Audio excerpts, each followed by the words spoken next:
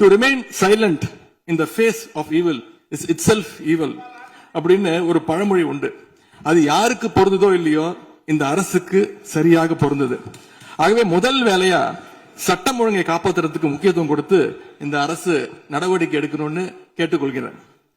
அரசு சொல்றதா நினைச்சுக்கிட்டு நம்மள இன்டைரக்டா ஈவில் அப்படின்ற அந்த வார்த்தையை யூஸ் பண்ணாங்க. எனக்கு ஒண்ணுதான் சொல்லணும்னு தோணுது.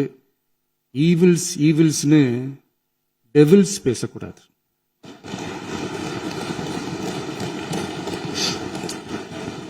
அவங்க இருந்திருந்தா ஒரு ஆக்ஷன் பண்ணணும்னு எனக்கு தோணுச்சு. எல்லாரும் போயிட்டாங்க. பர்மிஷன் பண்ணலாமா? இப்பவும் பண்ணலாம், ஒன்றும் தப்பு இல்லை.